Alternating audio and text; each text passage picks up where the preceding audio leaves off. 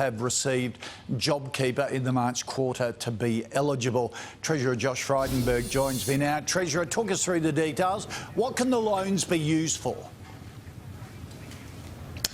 The loans can be used for working capital, they can be used to refinance existing loans, or indeed they could be used to expand a business's operations, for example, by buying new machinery and equipment. We've had a loan scheme in place for small and medium-sized businesses throughout the pandemic, Kochie. It has provided more than 70,000 loans worth more than $6 billion. But as you say, we're removing that requirement that businesses need to be on JobKeeper in the March quarter. And with loans of up to $5 million for up to 10 years, with up to 2 years repayment free, this will be a big boost to small business, and the Council of Small Business has said that this will help them reopen and recover from what has been a pretty difficult period. And you can use it to refinance existing loans. That's good news. Hopefully the banks are on board with that. New South Wales, extended lockdown. Are you fearing it could spark a second leg of a recession, a double dip? Well, I won't be surprised, and certainly the Treasury are forecasting this September quarter to actually go negative, meaning that the economy will contract. But as for the December quarter, I'm hoping that it rebounds strongly off the back of the easing of restrictions. We know from our experience as an economy last year, we rebounded strongly. We saw it in the unemployment numbers that we discussed last week, that when you ease restrictions, hours of work increase very dramatically. The key is for us to stick to this plan. You see, if it's not 70 or 80% when we reopen, Kochie, when is it?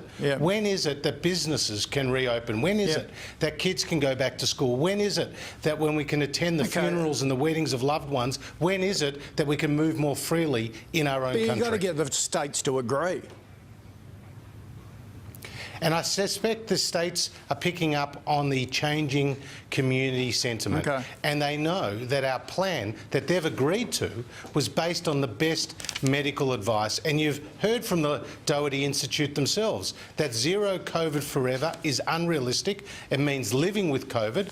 It means having an honest conversation with the Australian people that there will be illnesses and there will be deaths, but learning to live with COVID is our future.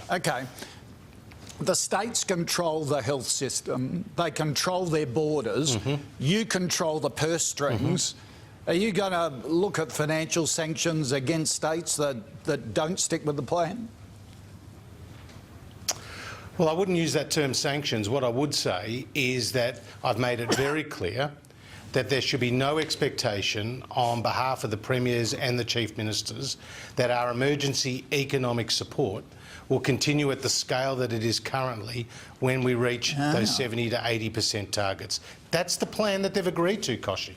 And the Commonwealth right now is picking up the whole tab pretty much for the income support, those $750 payments every week for people who have lost hours of work. That's already $4 billion out the door since July. And we're also picking up the tab with the states 50-50 on business support. And we're doing programs like this. So we are doing a lot of heavy lifting in terms of the economic support, but it's with a purpose. It's with a purpose to suppress the virus, to get to those targets, and then to open up as we have committed to the Australian people to do so. Fair enough. A pretty blunt talking there. Just before you go, lighter note, how's the federal frat house going, the lodge, with you boarding with the Prime Minister? How's life? Do you have a separate part of the fridge, or, you know, have you got domestic duties that have been assigned to you?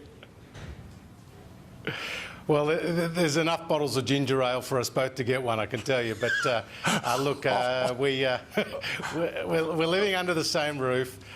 We're eating together every night. My wife did have a laugh, though. He's very good. He's actually on the dishes, would you believe? Because it's just the two of us there, and after we've had dinner, we both get the scrubbing brush and have a go for it. You might not believe it, but it's true. And we pop the spaghetti bolognese, or last night it was the schnitzel, into the microwave, and then we sit down and have a good conversation. So my wife did have a laugh, Kochie, that she said, "I'm turning up for dinner on time now, like I've never done at home." So, you know, she's a bit... all right. She's a bit jealous of that, but she understands. Could be a reality series, you never know. Treasurer, thanks for joining us. Here's that. All the best.